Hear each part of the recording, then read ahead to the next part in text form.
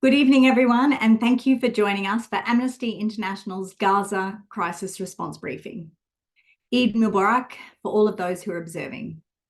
I'm delighted to welcome our guest, Francesca Albanese, the UN Special Rapporteur on the Occupied Palestinian Territories. It is both an honour and a privilege to have such a senior UN independent expert and fearless human rights defender with us this evening. Francesca has a previous engagement, so the webinar tonight will finish in 45 minutes. For those of you I have not met, I'm Sam Clintworth. I'm the National Director for Amnesty International in Australia. Hi. Can you hear me? I can't hear you. Just a second. Before I go on, I would like to acknowledge the traditional owners of the lands on which we meet. I'm joining you today from the lands of the Yugambeh people. I would like to pay my respects to elders past and present and extend that respect to elders past and present from all of the lands you're joining from. I would like to acknowledge their enduring custodianship and recognise that this is, was and always will be Aboriginal land. I recognise that sovereignty was never ceded and the fight for self-determination continued. As National Director, I've had the privilege of witnessing firsthand just how crucial our supporters, like all of you are, to achieving groundbreaking impact for human rights in Australia and around the world. Campaigning for Indigenous rights, supporting people seeking safety, calling for a Human Rights Act, ending the death penalty, stopping torture, holding governments to account, and freeing those who are persecuted and marginalised. Tonight, you'll also hear from Mohammed Dua, our Occupied Palestinian Territories and Israel spokesperson at Amnesty, as well as our philanthropy lead. So I'll begin tonight by saying thank you to each and every one of you. The Amnesty movement is made up of 10 million people in over 150 countries and territories, just like you, who believe that everyone, everywhere, deserves to live in dignity and have their fundamental human rights respected. We simply couldn't do the work we do without you. Tonight, you'll hear from Francesca Albanese, a highly respected human rights lawyer, researcher, and author. She has worked for over 20 years as a human rights expert for the United Nations, including the Office of the High Commissioner for Human Rights and UNRWA. In these capacities, she's advised the UN, governments, and civil society across the Middle East, North Africa, and the Asia Pacific on the enforcement of human rights norms, especially for vulnerable groups, including refugees and migrants. In 2022, the United Nations Human Rights Council appointed Ms. Albanese as Special Rapporteur on the situation of human rights in the Palestinian territories, occupied since 1967. Francesca has published widely on the legal situation in Israel and Palestine. Her latest book, Palestinian Refugees in International Law, offers a comprehensive legal analysis of the situation of Palestinian refugees from its origins to modern-day reality. She is an affiliate scholar at the Institute for the Study of International Migration at Georgetown University and a senior advisor on migration and forced displacement to the think tank Arab Renaissance for Democracy and Development, where she co-founded the Global Network on the Question of Palestine, a coalition of renowned professionals and scholars engaged in work on Israel and Palestine. Francesca holds a law degree with honours from the University of Pisa and an LLM in human rights from the University of London. She is currently completing her PhD in international refugee law at Amsterdam University Law Faculty. You'll also hear from Mohammed Dua, our Occupied Palestinian Territories and Israel spokesperson and philanthropy lead. Of Palestinian and Egyptian descent, he is a campaigner, government relations advisor, and skilled fundraiser with over 20 years' experience. His human rights background includes working at the Asylum Seeker Centre, Get Up, and Grata Fund. Mohammed secured funding for the Asylum Seeker Centre to establish a crisis accommodation centre for newly arrived refugees. He contributed to the Doctors for Refugees High Court case that forced the government to remove the secrecy laws that criminalise doctors for talking about human rights abuses in offshore detention. He also stood alongside the residents of Santa Teresa win a High Court case that resulted in humane and habitable housing for 65,000 First Nations peoples living in remote communities in the NT. Most recently, he executed a multinational campaign with Amnesty Australia, Amnesty UK, and Amnesty USA that led to the successful UN Security Council vote on the 23rd of December 2023. He holds a Bachelor of International Relations and a Masters of Human Rights from the University of Sydney. With such amazing speakers throughout the evening, you will no doubt have some questions. So at the end, we will open up the floor for a Q&A. At the bottom of your Zoom screen, you will see a question box where you can type your question. I will receive these and pass them on to our speakers at the end of the evening. You can ask your question at any time throughout the night. So let's begin. Mohammed, could you please kick us off by giving an update on Amnesty's work on this crisis response? Thank you, Sam, and thank you, Francesca, for fitting us in during your incredible busy schedule. And Eid Mubarak to everyone tonight as well. The crisis in Israel and Gaza began just over 6 months ago, creating a new wave of devastation and profound suffering. 1,139 Israelis were killed by Hamas and other Palestinian armed groups, with hostages being taken and 132 remaining in captivity today. The sheer amount of loss and devastation of the retaliatory attacks is hard to fathom. To date, Israel's assault has killed more than 33,000 Palestinians, injured over 75,000 more. Vast sections of Gaza have been pulverized. 84% of infrastructure is now damaged or destroyed, leaving the region largely uninhabitable. And thousands of bodies remain trapped beneath the rubble, presumed dead. Over 2 million people have been displaced multiple times and are being starved, have nowhere safe to go, and are at grave risk of genocide. This is the largest displacement of Palestinians since the Nakba in 1948. We've seen civilians, homes, schools, places of worship, shelters, hospitals, medical and humanitarian aid personnel being targeted every minute of every hour of every day. Families are waking up every morning without their loved ones and with uncertainty for their own lives. Last week, world leaders reacted after the killing of 7 foreign aid workers, but over 197 humanitarian workers have been killed according to the UN. UNRWA, the Palestinian Red Crescent, and many Palestinians working to protect others are hundreds of the 33,000 people killed since this crisis began. Israel has a long history of committing war crimes and crimes against humanity with complete impunity. Since 2007, Israel has imposed an illegal air, land, and sea blockade on the Gaza Strip, collectively punishing its entire population. The current crisis is the 6th major military operation involving Israel and Gaza-based armed groups since then.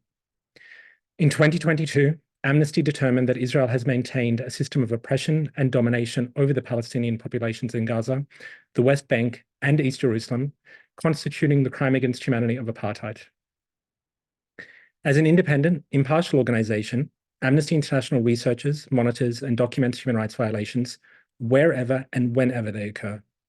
We challenge injustice in an effort to bring perpetrators to justice, regardless of who they are. Our decades of documenting violations of international law in the occupied Palestinian territories in Israel mean we were well placed to respond when the latest escalation of violence in the world's largest occupation occurred. Amnesty remains one of 2 international human rights organizations on the ground. The severity and significance of this chapter of fighting is unprecedented. Our field workers are interviewing witnesses, survivors, and journalists to collect first-hand testimony and evidence of human rights violations on the ground. By combining this with our cutting-edge investigation tools, our crisis evidence lab is combating misinformation, exposing injustice, and cutting through the fog of war to show what is really happening. The evidence we've gathered is exposing the gruesome toll of the conflict and the need to hold those responsible for war crimes to account. Amnesty has documented evidence of multiple war crimes, including Hamas and other Palestinian armed groups killing and kidnapping civilians, ongoing violations by Israeli forces, including the unlawful use of white phosphorus in civilian areas, lethal force against civilians, collective punishment, attacks on hospitals, refugee camps, and the denial of aid and medical assistance to people. The use of US-made weapons in deadly Israeli military strikes on homes full of Palestinian civilians. After meticulous analysis of bomb fragments collected by our field workers in Gaza, we verified the use of US-made weapons in multiple attacks that killed civilians, including children. Torture, ill treatment, enforced disappearances, and mass detention of thousands of Palestinians at the hands of Israeli forces. Detainees being stripped of their clothes, beaten, interrogated, deliberately humiliated, and held in inhumane conditions. Our crisis response work is showing the world what life is like for those under attack. Testimonies from grieving parents, brave accounts of displaced children, and stories of every survivor are reminders of the ultimate cost of war, human lives. But at Amnesty, we know people power works. over 3.5 million Amnesty supporters came together with millions protesting around the world, demanding a ceasefire. As a result of this collective pressure, the Australian government, along with the New Zealand and Canadian governments, finally called for a ceasefire and humanitarian aid access on the 13th of December 2023. 10 days later, we also helped ensure the UN Security Council called for increased aid access. And most recently, we succeeded in the UN Security Council adopting a resolution for a temporary ceasefire for the month of Ramadan, which finished yesterday. We now remain concerned about an impending invasion of Rafah that will be cataclysmic for the trapped population. The work of Amnesty's researchers was cited as evidence by South Africa against Israel in 2023 before the International Court of Justice, and most recently by our guest tonight, Francesca Albanese, in her latest report to the Human Rights Council. With evidence still emerging of the violations, Amnesty will continue its investigations to determine the full range of crimes committed under international law. At Amnesty, we continue to demand a permanent ceasefire, immediate humanitarian aid access, the release of civilian hostages unharmed, and for perpetrators to be brought to justice by the International Criminal Court. We're also calling for Australia to not allow arms or arms parts manufactured in Australia to be exported to Israel. To discuss the crisis in more detail, we now turn to our guest, Francesca Albanese. Sam, can you kick us off with our first question, please? Thank you, Mohammed. Francesca, we are thrilled to have you here this evening. Thank you so much for joining us. My first question to you, can you please tell us about your role as Special Rapporteur, what your mandate involves, and how you engage with the UN Human Rights Council and the rest of the international community?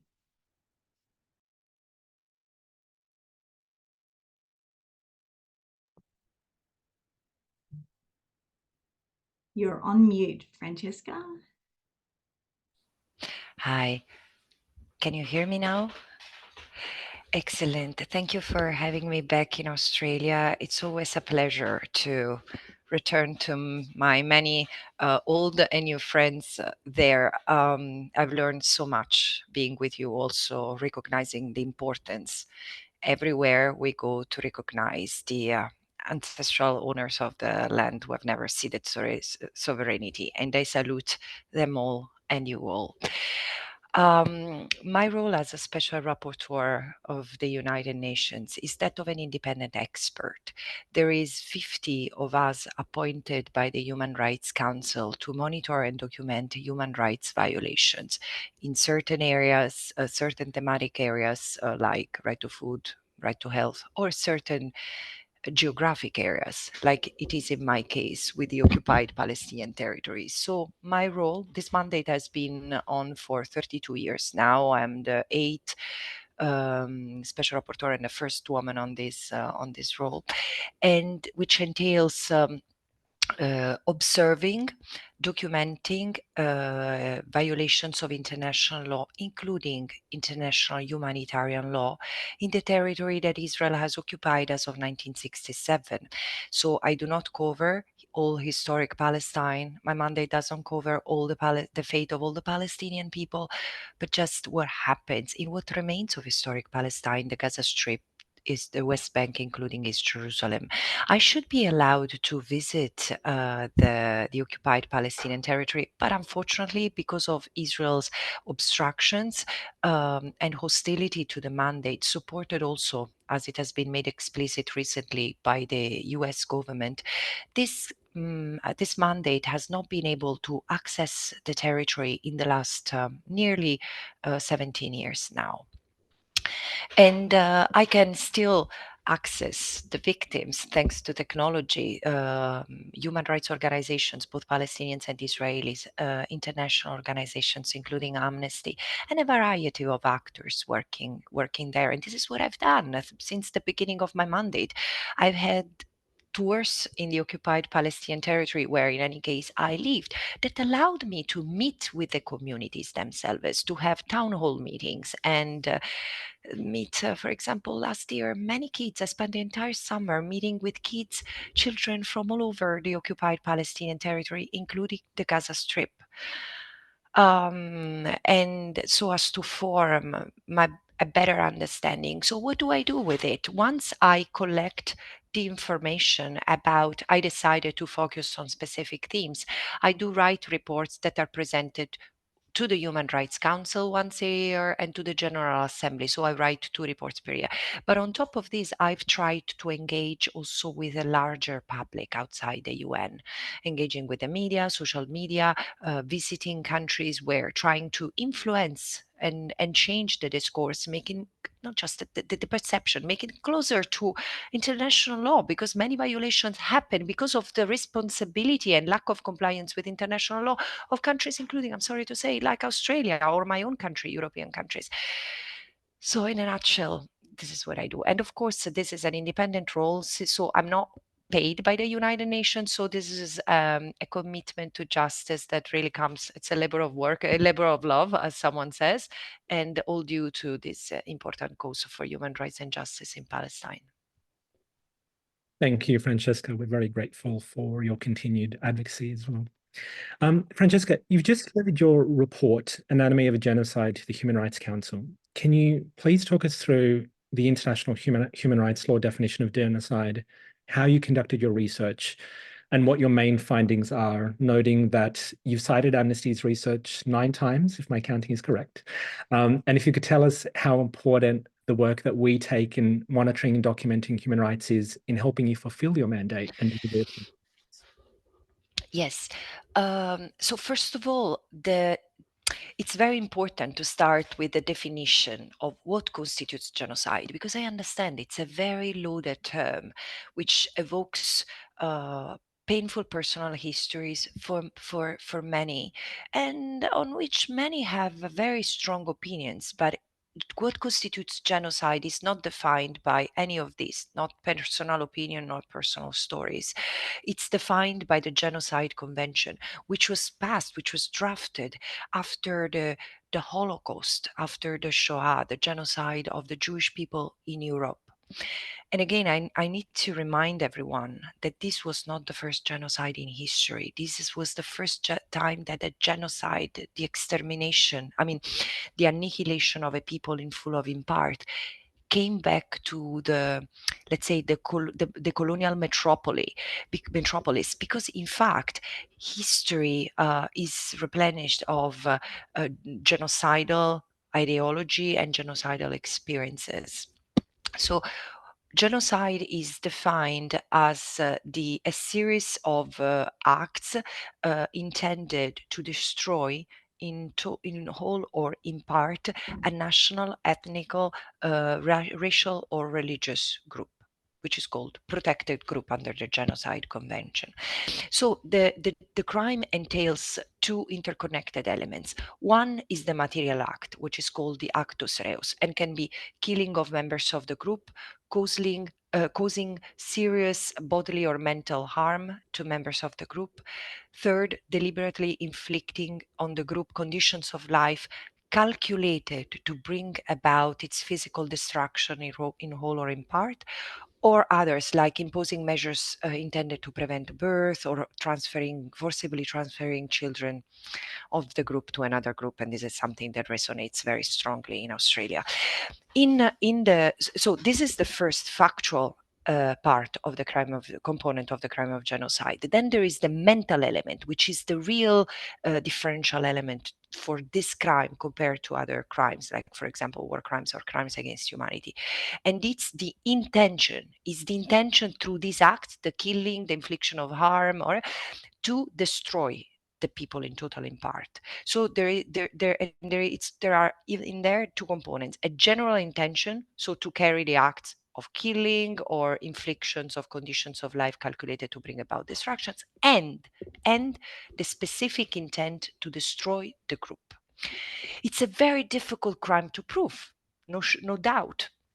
And it was very heavy for anyone who has investigated what Israel has done as of the 7th of October and determine whether the threshold for genocide has been met, which was my conclusion. I analyzed not just statements, because statements and incitement to genocide is a crime, but it's not genocide per se. It is to be supported by practice and by the conduct the reality on the ground. And this is what I did. But again, this is the general definition of genocide. Thanks, Francesca. The scale of the devastation and loss is astounding. The scale of bombardment is like nothing we've seen in modern times. And Amnesty has described it as collective punishment. What do you make of the use of weapons and munitions since the crisis began? And what is the role of the international community in its supply? Yes. So first of all, let me say, just complementing what my first answer is that my earlier answer is that I found that Israel has committing the following acts of genocide: killing members of the group, causing serious bodily or mental harm, and inflicting on the group's condition of life that would lead to the destruction of the group in total or in part. Now, today there are over 33,000 people who have been killed. 7,000 are missing, probably dead under the rubble. Thousands of people have been arbitrarily detained. Many of them have been tortured. There is already evidence of it. 14,000 children have been killed. These numbers are astonishing. Really, there is an, if we break it down over 180 days, there are over 80 children killed every day, and over these 180 days. And this is just the children, but steadily since the beginning of this assault, sorry, there has been a 70% of women and children killed. So we can see that, and it has been steady. So going back to the weapons, there have been the first weeks, the first month of this assault, Israel has used a weapon arsenal that is absolutely unprecedented on a small piece of land, which is also the most highly densely populated, the most densely populated on Earth. And so there has been, for example, the use of hundreds of 2,000-pound bombs, equivalent to 2 nuclear bombs, just in the first weeks of 2 nuclear bombs over Gaza, and also dump bombs, a system of bombing that has been deployed through artificial intelligence. And there is also plenty of evidence of how artificial intelligence has been used to decide targets. So there was not a human assessment of anyone who to kill anyone who was a combatant. There has been a deployment of weaponry that has caused this. And this has led to the death of 250 people per day. I remind you, 70% women and children. So see, now it's important to say two things: that once there was a lot of criticism against this kind of weapons. So there was the beginning of the ground operation, which seemed to reduce the number of daily casualties.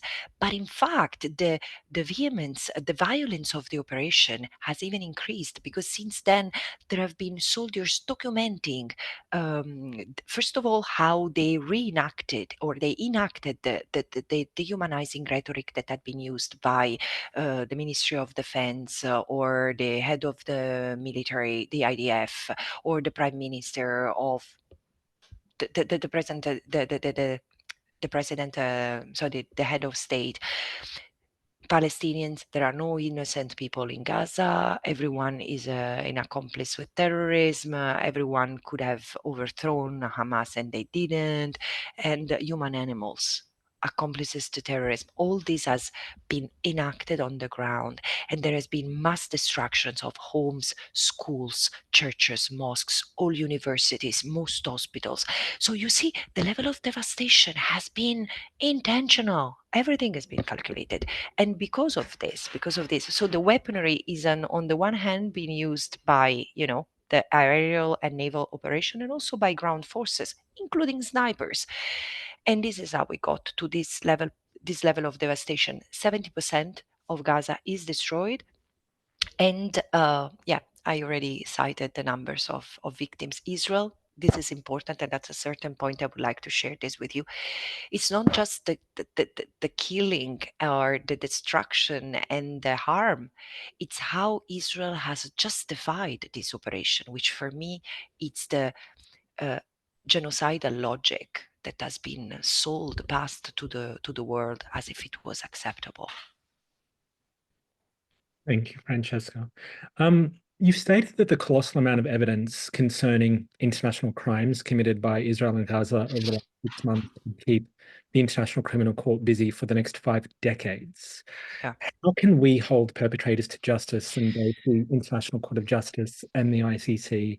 We also have a question from the audience asking us is also bound by international. Shall I answer? Okay. Look, one of the main criticism that was moved against my report, how can you say that because you have not been there? This is an important point, especially those who are dismissing the figures in Gaza. And by the way, the World Bank have just released a series of reports, one of which not only estimates, I think, I won't give the figures, but I think it's in the tens of thousands of billions of dollars, the destruction to civilian infrastructure that has been cost to, I think, $18 billion, the destruction that has been provoked to Gaza. But also they use satellite, they do a satellite inspection, and they documented, and in fact the estimate I provided in the report in terms of destructions is even conservative compared to the World Bank one.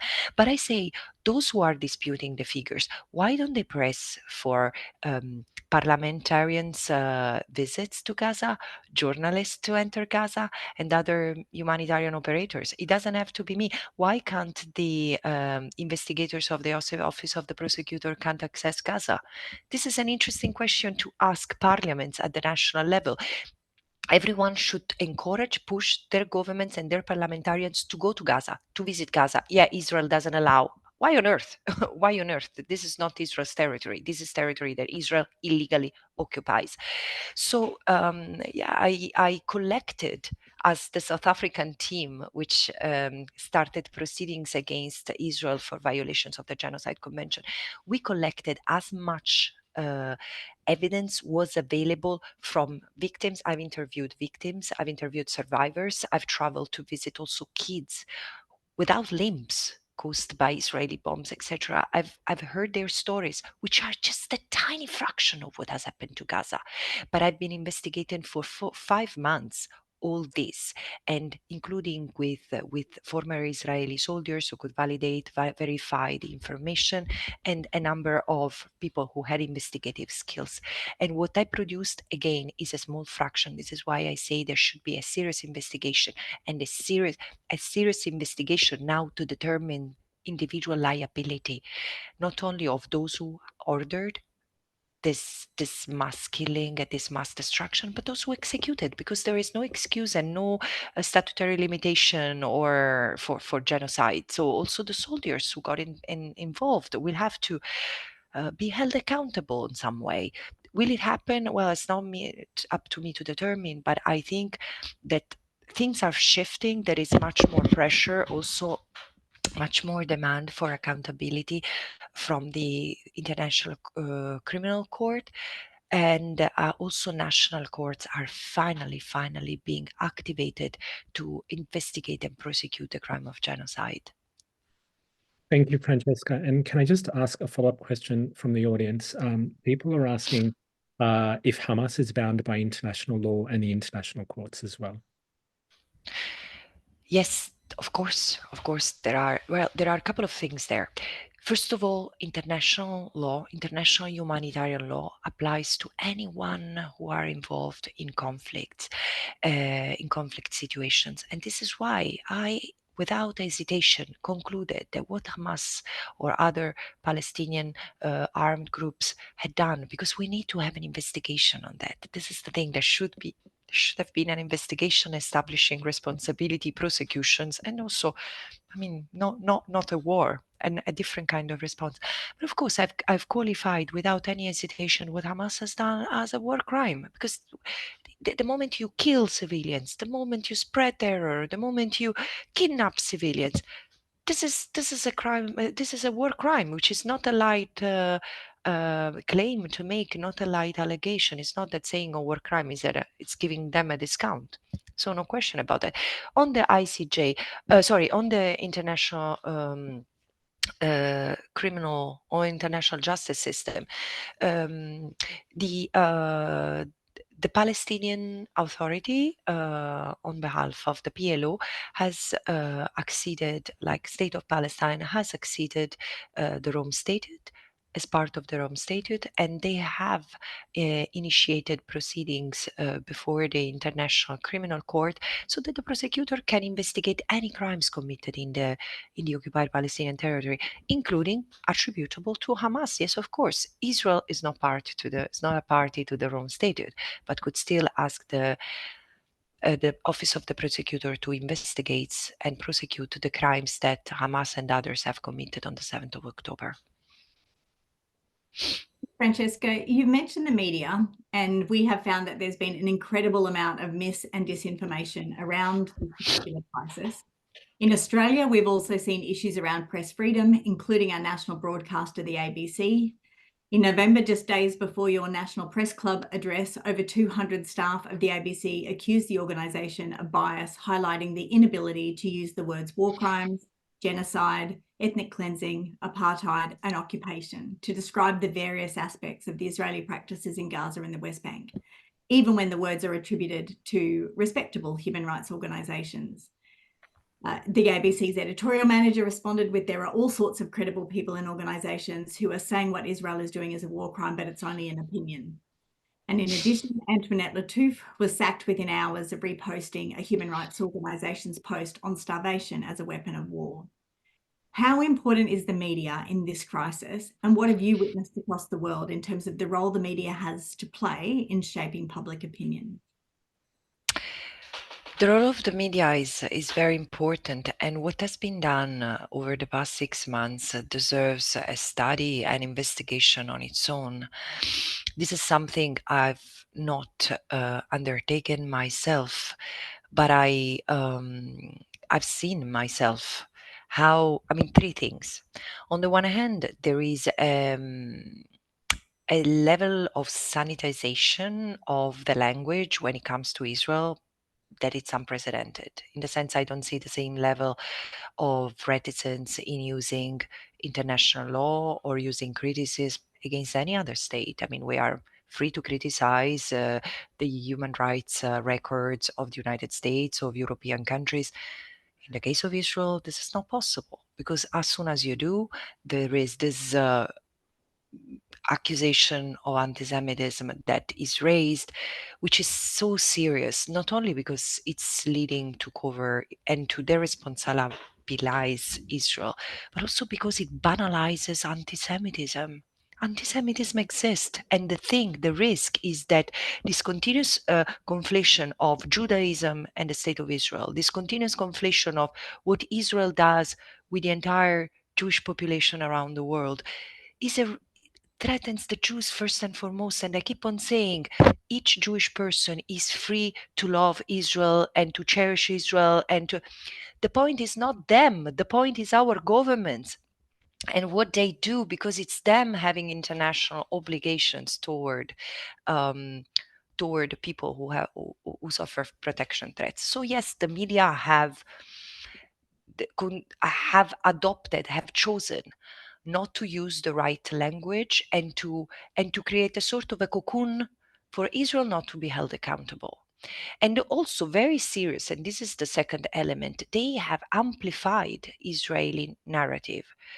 For months and months and months, and in Australia and elsewhere, we have had the IDF spokesperson and other military personnel telling their version of the story. When excuse me, it's proved by various commission of inquiries on the occasion of wars that Israel often circulates misleading information and Israel lies.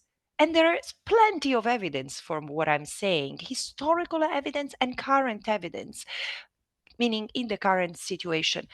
And they've often not been even challenged. So what they said became the narrative and the language they have used.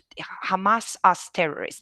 I do not rule out that what Hamas has done, or again others have done on the 7th of October, is terror, because killing civilians, targeting civilians for any political purpose is terrorism. The vague general notion of terrorism on which an international law doesn't have a say, because there is no an international convention, an international treaty agreeing on what is terrorism. But let's admit that this is terrorism. It doesn't justify what Israel has done in any possible way.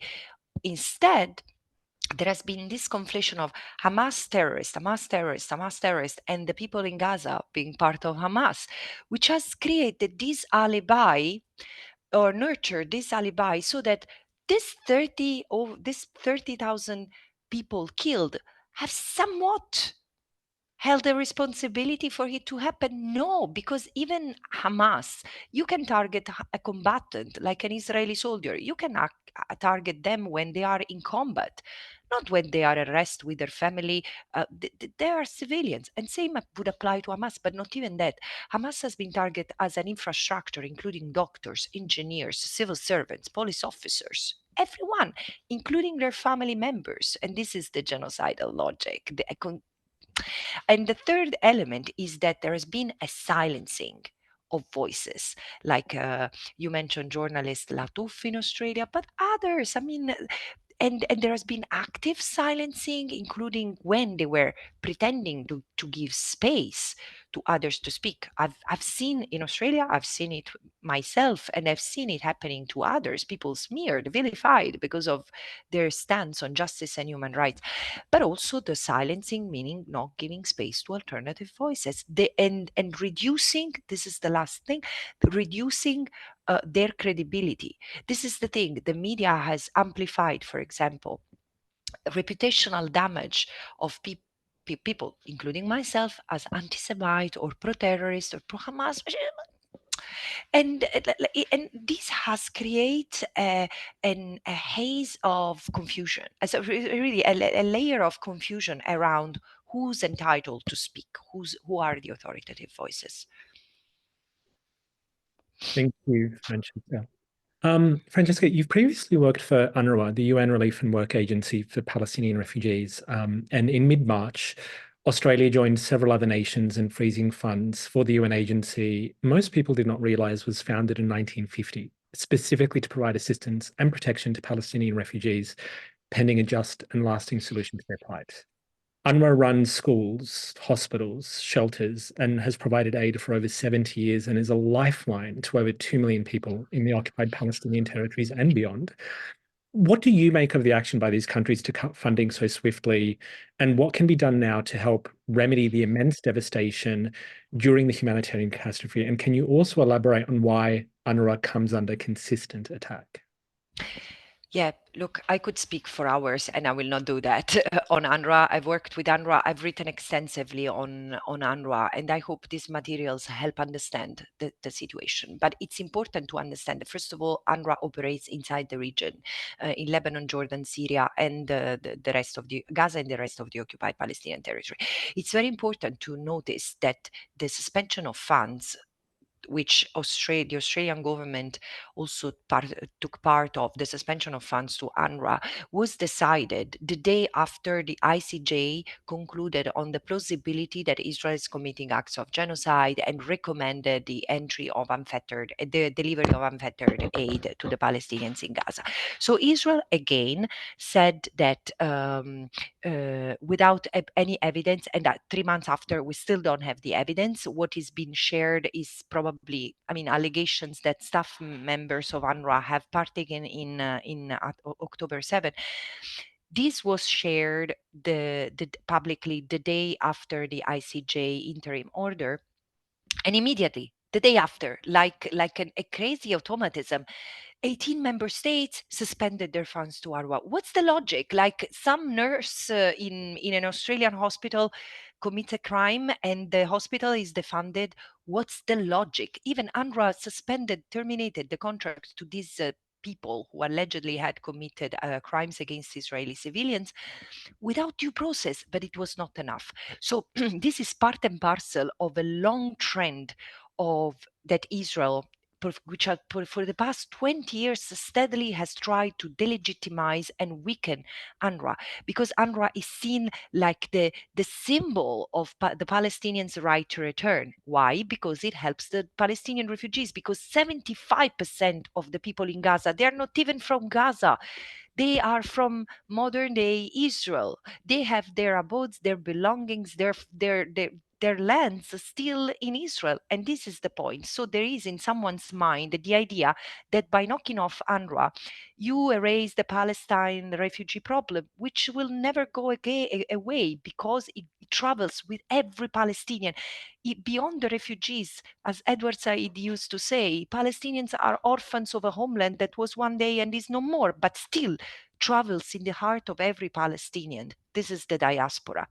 And claims for justice will not succeed. So this is why these attempts have a clear political objective, but this is so wrong, because UNRWA is a subsidiary organ of the General Assembly, and only the General Assembly can decide, terminate, or can decide on the cessation of its mandate. Thank you. I think you couldn't have described the feeling of the Palestinian diaspora any more accurately, Francesca. Final question from me before we go to the audience. What do you think it will take to bring this crisis to an end? Respect for international law. Yes. Sorry, guys, I think I need to go because I have a press conference. So we'll have to schedule another. I'm always available to talk to you. But what does it take is very important. It takes respect for international law. A ceasefire has been also ordered by the Security Council, and that resolution is binding. There are interim measures ordered by the International Court of Justice. There is the investigation at the ICC. So there is need to have a cessation of hostilities and accountability. So there is a need for arms embargo and also sanctions. It's time to sanction Israel. There are political measures, economic measures, and diplomatic measures that have to be taken for Israel to be accountable. A political solution cannot be imposed on the people, can be reached, because this is not a situation that can be managed as a humanitarian crisis in perpetuity. But again, it won't happen without basic respect for international law, for the Israelis and the Palestinians living there. Everyone has the right to live in peace and security, enjoying fundamental rights and freedoms. Thank you so much, Francesca. There are around 350 people on the call tonight. We absolutely value the time that you've spent with us, and we have been able to answer some of the questions as we've gone along, and I apologize to those who I'm sorry. we weren't able to get to. But thank you very much, Francesca and Mohammed, for this captivating and compelling discussion. Francesca, we are so grateful for you to make the time to speak with us tonight, especially given your tight schedule. No, thank you so much. And sorry, Sam, I have a proposal because I arrived late. I connected late. I'm available anytime to continue this discussion because it's important. And I so much value the work that you are doing, that Amnesty International is doing. And I value how the Australian public is getting more and more involved in this quest for justice. So reach out to me and we will continue this discussion. That's very generous and very kind. Thank you, Francesca. Thank you very much. And thank you to everyone on this briefing this evening as well. Everyone on this webinar tonight is here because we are collectively committed to shining a light into the world's darkest places. This flame unites us all, and your support is fundamental to the ongoing crisis response. So tonight, I ask all of you to please join us in our fight for freedom. Join your local protests and show solidarity. Take action by calling your Member of Parliament and demanding action, or support this groundbreaking crisis response work by making a donation that will expose injustice, end atrocities, and protect civilians. You'll find the links in the chat and we'll follow up with an email tomorrow. I hope that we can count on your support now and into the future. Thank you so much again and have a good night. Bye for now.